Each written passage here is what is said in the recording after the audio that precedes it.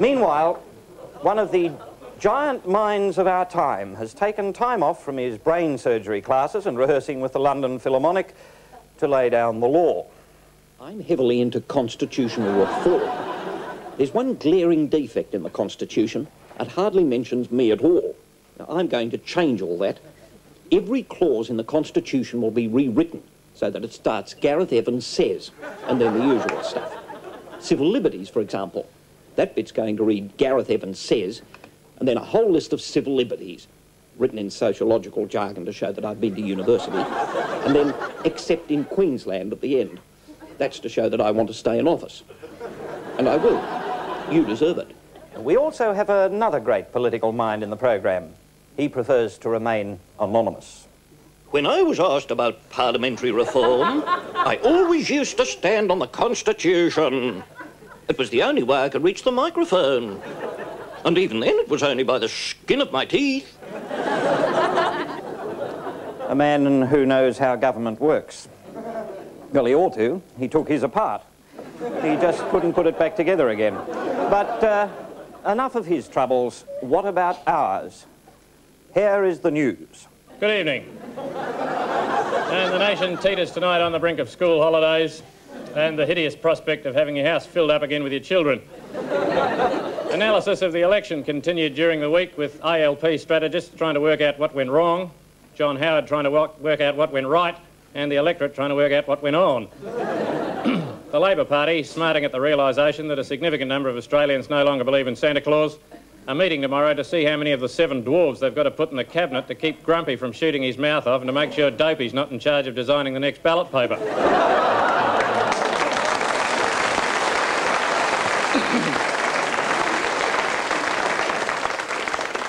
It's taken several weeks to count all the votes for Peter Garrett, but the final vote for the Reverend Roland Colin's Circus of God Senate team was totted up in about a minute and a half. Nevertheless, His Oiliness still has a seat in the New South Wales Upper House and is looking forward to a seat in the great big Upper House in the sky. There are no fornicators in heaven, no homosexuals, nobody who's ever given in to temptation. It's lonely at first, but I'll soon get used to it. The results of the referendum were released today. On the question of simultaneous elections, 46% voted yes, 47% voted no, and 7% voted for Mick Young. On the transference of powers, 72% voted no, 38% yes, 12% for Victor Prescott, 9% for Alan Border, and John Howard spoiled his ballot paper and a perfectly good pair of trousers. The Prime Minister, General Custer, has reacted strongly to just about everything. Well, let me say this in respect to Bill Hayden. Bill Hayden's doing a very good job when he's out of the country. I'm a trusting sort of bloke. I always have been. But it doesn't hurt to remember what my old granddad used to say. Son, he used to say. Son, or in respect of me, grandson, he used to say. Grandson, always look at a person's eyes when you shake their hands. It's the only place you'll get a reflection of the bastard coming up behind you. Andrew Peacock was re-elected Liberal leader during the week against a backdrop of resurgence and personal triumph. However, it was agreed that under no circumstances is he to be shown the election results until after the drugs wear off and he can remember his name.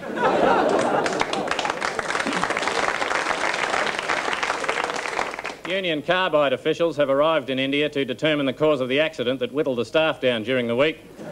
Denying any claim that the safety procedures were at fault, an official said if there weren't any accidents, there'd be no need for safety procedures, which is a good thing because there aren't any.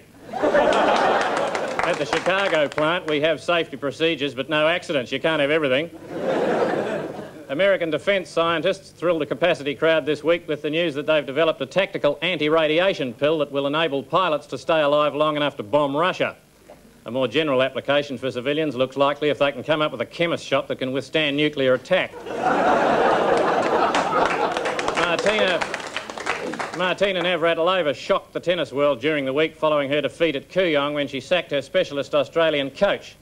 Mr. Young says that he wasn't aware she was supposed to get the ball over the net and into the big square box on the other side all at the same time. And now, by arrangement with just about everybody and lots of multinationals, we present the following herbaceous border. Hawke leading 4-2 after breaking Hayden in the first game. Hayden serving. Ace. Very good shot. Hayden's serving a lot better. Yes, he has a very strong first serve. He does when it goes in, Jack. He's been putting a lot in the door of the hospitality tent this morning. Yes, because his second serve isn't strong, is it? No, it's not strong, Jack. Weak's the word you're looking for, I think. In a constant search for truth. His second serve's really just a chaser, Hayden. Oi! Oh. Ace! Goodness me, that was impressive. Hawke wasn't ready. No, neither was I, but Hayden was. Anyway, 30 love. Hayden again. Oh, another ace. Goodness me. Hawke doesn't look well, you know. No, he's looked a little crook all morning, if you ask me, Jack, although I wouldn't say that outside the box. Hayden again. Ace. 4-3. There's the game. Oh, look, Mick Young's giving hand signals in the stand. Really? Oh, well, at least no one's seen him. Ted, what's the cricket score? Just because the federal politicians have gone away for the holidays to lick each other's wounds, don't think you can relax. There are plenty of localised troublemakings going on, as our interstate team reports. South Australia now has a minority government, or an elite, as they call it. They've come up with some exciting ways of passing their remaining time in office, as our man in Adelaide with the flyaway coiffure reports. Oh, we're very busy here this week. The committee has been organising a historical pageant representing the collapse of industry as long ago as 1978. And we've got a rather amusing little job creation scheme. People who've been freed, alas, from the drudgery of the assembly line are being given remedial arts training. Some people will be learning how to recycle old arts festival programmes into pressboard sheets suitable for emergency housing. And others are being sent door to door collecting corks. Who knows? Perhaps Adelaide could become the mobile sculpture capital of the hemisphere. Here in Adelaide, we take our young people seriously. Don't we, Jeremy? Oh, ciao. The money market sold off Union Carbide in the nick of time and is now settling down. We accosted one Melbourne businessman on his way to the trough. Without American Express, nobody would know who I am, which is why I don't carry one. It's none of their business. I don't carry cash either. I have people to do that for me. Not that it's any concern of yours. Go away. We haven't heard from Western Australia in quite a while. We hope they're all right, and we've asked them to phone home. Hello! Over here in Western Australia. Can you hear me? I'm over here. I'm the one waving the yachting cap. Yeah! G'day! Over here in Western Australia, we got the best of both worlds. We got a bloody great enormous American satellite base to attract a fair-sized nuclear strike, and we got an anti-nuclear senator. Let me tell you about... Oh, Christ, I'm being jammed! The ABC means balance, and the Gillies Report is proud to introduce some columnists to represent all shades of opinions. But just to be on the safe side, we hired the predictable ones. Tuesday. The Aborigine continues to be a blight on this beautiful Sydney. As anyone who's driven an international visitor from the airport can testify, Redfern is an eyesore. I wonder if we couldn't come to some arrangement with Pretoria about this one. They'd hardly notice a few more. And in return, we could at least accept a shipment of that abominable white wine of theirs.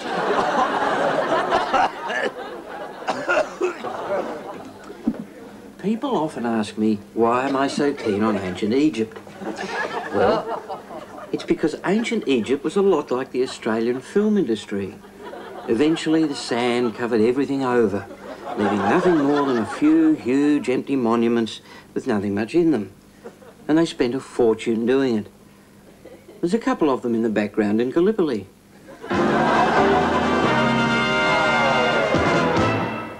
ABC plans for a new national current affairs program in the new year leapt ahead during the week with the signing of a glamorous full forward who can kick goals from anywhere.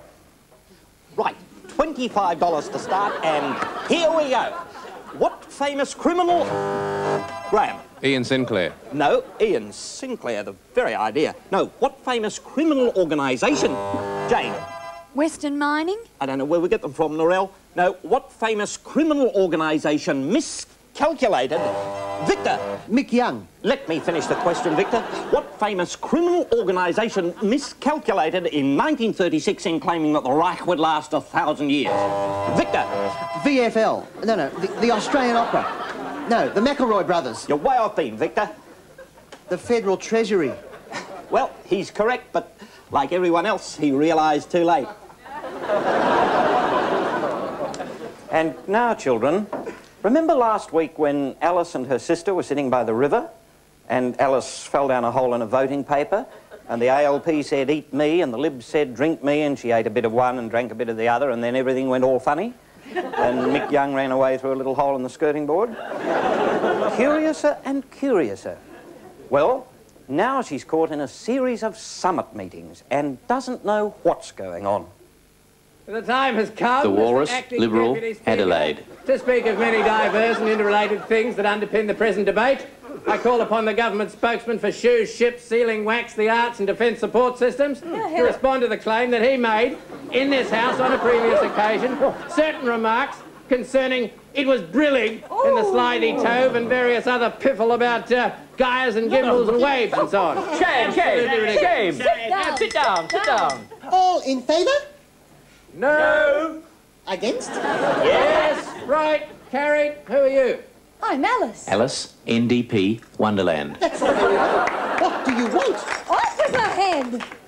Well, what's all this about then? Well... Mad Hatter, Labour, Wills. This is a summit on electoral reform. Haven't you been listening for the past 2 months? No, I nodded off. Well, this is way above your heads, sweetheart, so shove off. But I'm a voter. No! But there's plenty of room. Well, you haven't been elected. You haven't got the numbers. The Queen, National, Queensland. I am the numbers. And if you're not careful, next time there might not be room for you. Plenty room! Now, wait a minute. Dormouse, Democrat, Wait a minute. Victoria. This is a summit about what went wrong with the election. Did you find voting easy? Oh, yes. I voted informal. Are you trying to spoil it for everybody? No, it was the only party with a policy. I don't have to answer that. I run the place. It's my place and I run it. He doesn't have to answer that. He runs the place. Cheshire Cat, enigmatic, Tasmania. Of course he has to answer it. Why? Because you asked it. And anyway, he doesn't run the place, you do. Why? Because you do the voting. I didn't vote for him. Then what's he doing running the place? He doesn't, does he? Don't tell him that. Many colourful business identities who have survived long enough to be investigated are worried by the procedures. The government has issued a soothing bulletin. Hello.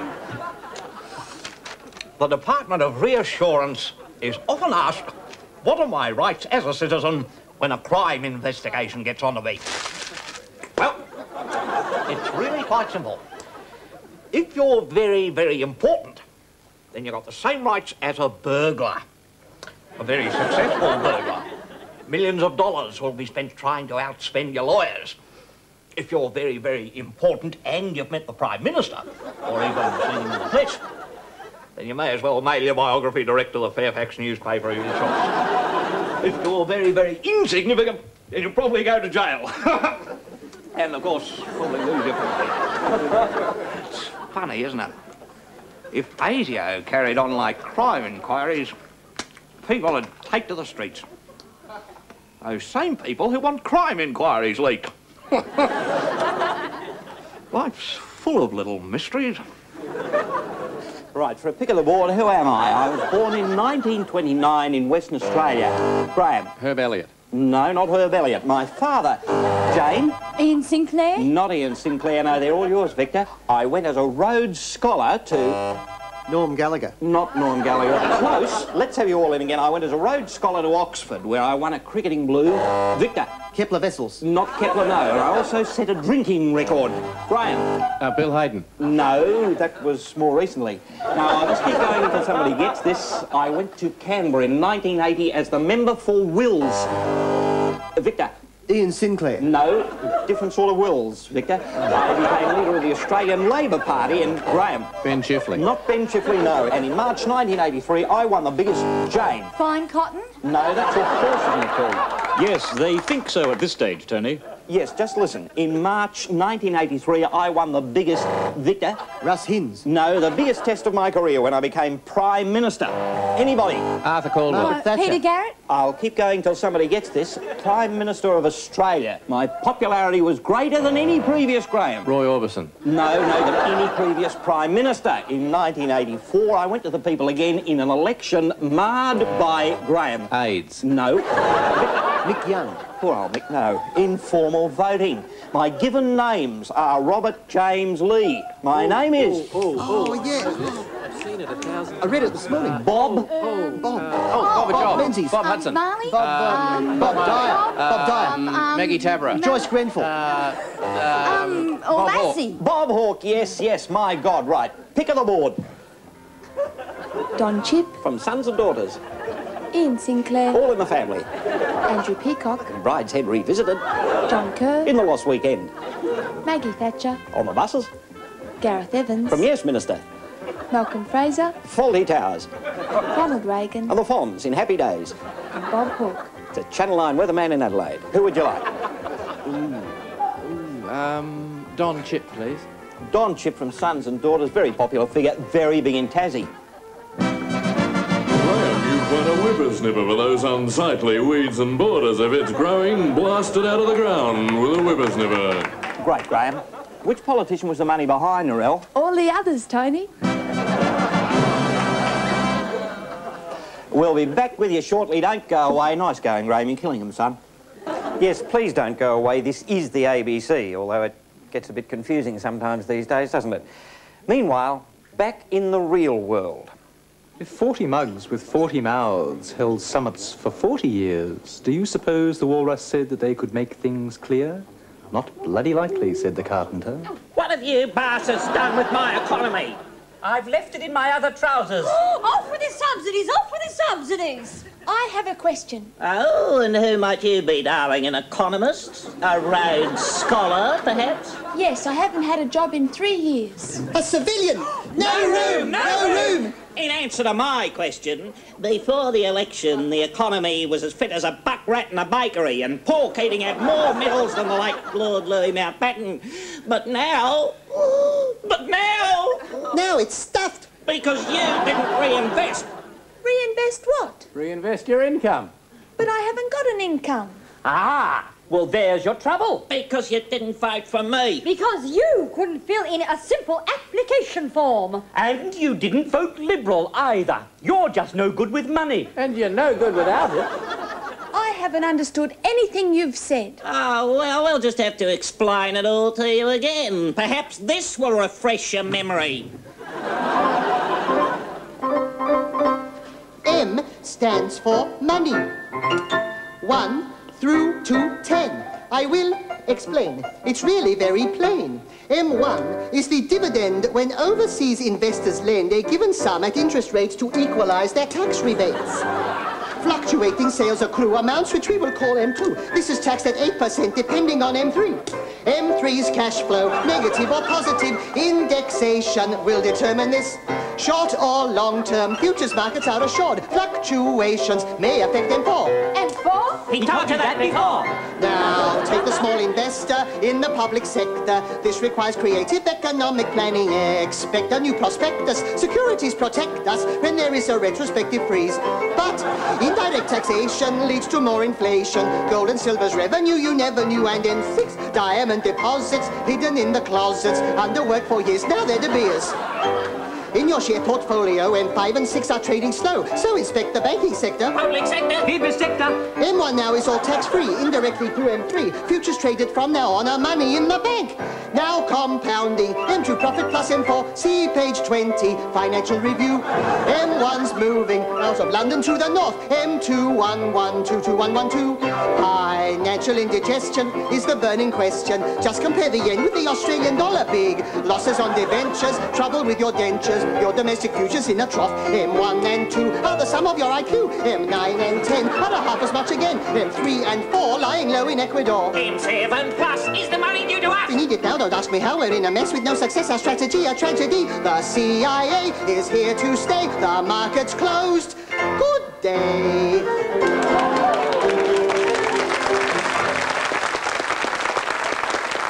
Bloody advertising. What a pack of whackers. You know how to do it? You can sell any bludger or anything. False legs, factory reject trampolines, dog turd muesli, things they already got, things they never even knew they didn't need.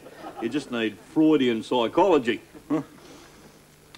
You tell them if they don't buy it, they're stuffed. And you don't tell them that the rich buggers have got one already, you tell them the rich buggers wouldn't touch it, whatever it is. People hate the rich. Or they like blokes with money, but... Hey, hey, buying time. Jane is in front. All right, have a look at this. Roxby Downs uranium mining complex, nestled away in South Australia, digging the stuff up 90 to the dozen and hocking it to anyone with a credit rating. Hours of fun, plenty of jobs for the Labor government down there, earning a bloody fortune. Normal price, $8 billion. From Bob Hawke and Garage Sale of the Century, $5. No, I don't think so, thanks. $1,000 cash, Janie? Yes? No?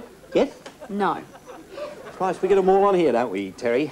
OK, how do you spell acquiesce? Victor. Could you spell it, please? A-C-Q-U-I-E-S-C-E. No one? What colour is uranium? Graham. White? Yellow, I'm afraid, old boy. Yellow cake. We can accept Graham's answer, Tony. The ore is yellow, but it does go white during an actual explosion. So does everything else, doesn't it? I'd have to check that, but I'd say yes. But then I'm guessing. Jane. It does. There's a huge white flash and then everything's vaporised. Victor. Then it goes black. Everything goes dark for 20 or 30 years. That's right, Victor, you're right. Do you want to take it all now, Victor, or do you want to come back and run the risk of losing a whole lot of seats and having everyone picking at you for being a dork? I'll take the prize, thanks. Victor's stopping here and taking the prize. It's a great prize too, Victor. The Queensland holiday for two. In fact, we can go better than that, Victor. You don't have to go to Queensland. We'll bring Queensland to you. Shift out the walls. G'day!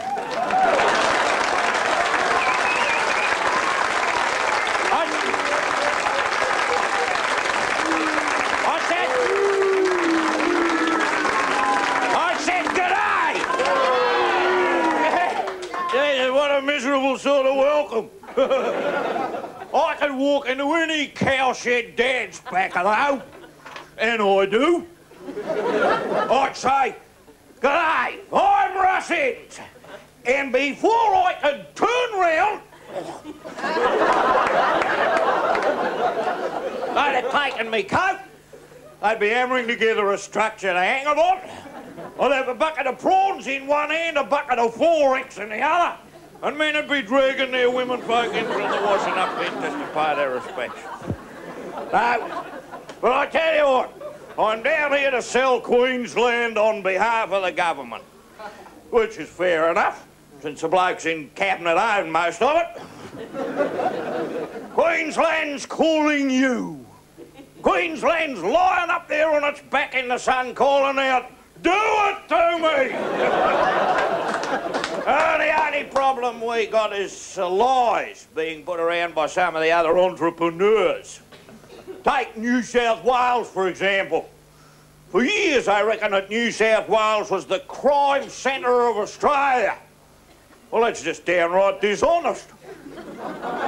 Take a look at the sun-drenched coast around Noosa. Hundreds of miles of beautiful coastline and not a copper in sight. Hey, what about culture, Russ? Culture? When I hear the word culture, I reach for my copy of Brisbane by Night. Seem to have mislaid it. Has anybody seen it? It's only a tiny little book, it's only got a few pages in it. About the size of a black fella's paycheck. Oh, golly, I'm a scallywag, aren't I? Anything else up there worth looking at, Russ? Oh, my word. There's democracy in action, for a start. We got a proper constitution in Queensland. Look, here it is. The Queensland Constitution. This was run up by a couple of very clever fellas. Stock agents from Rockhampton, though. Yeah. Well, it's all done in pencil, in case we need to make a few parliamentary reforms, such as pissing the Liberals off like we did in the last election. Hey, did you see the advertisements we run on television? Oh, we got a lot of mileage out of them ads. They're just the same ones we used for the Yellow Peril, the Red Menace, the Threat from the South, the Fraser government, the Whitlam government, and all the other bastards. We just run a different soundtrack over the picture. I expect we'll be dusting the film off when we need to kick the bum out of the Abbo land rights business too. I wanted to stick in the bit where they rape your sister, but Joe reckons we've got to be responsible about this. Can anyone have a deco at this Constitution? Of course you can. There you go. You don't need a university education to understand it either.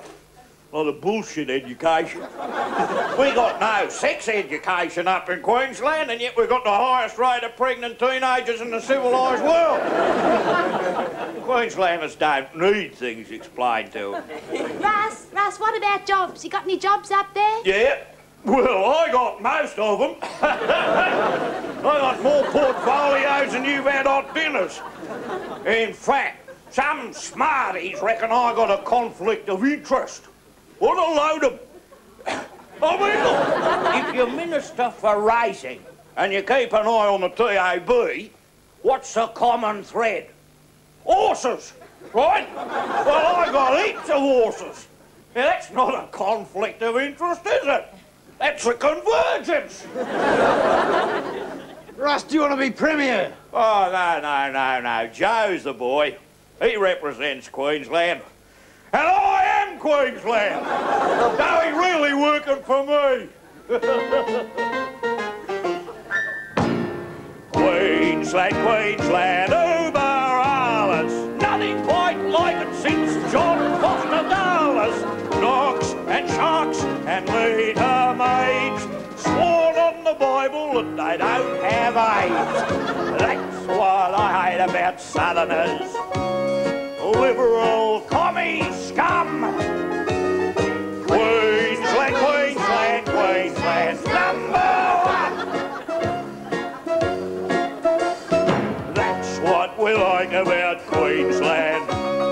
Simple Lutheran fun. Queensland's number one. Queensland, uber alles. A bit like Johannesburg, a bit like Dallas.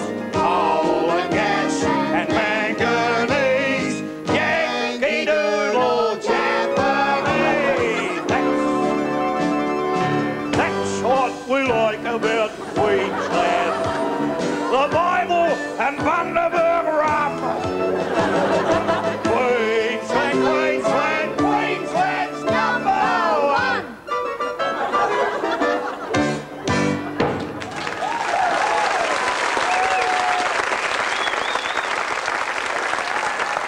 A holiday in Queensland is a real shot in the arm, and I could do with a short snort of it myself right now. But all our panellists are hand-reared by Paul Hogan. What do they think? Geez, I could do with a holiday. I wish I was somewhere else. I wish I was someone else. I wish I was with someone else. I am someone else. And it's good night from all of us here at Gillies. But first, the answer to our quiz question. The correct answer is the Australian Bill of Rights. If I were Gareth Evans, I wouldn't pay it. And the winner is Union Carbide. All the rest are making a killing at home. Good night.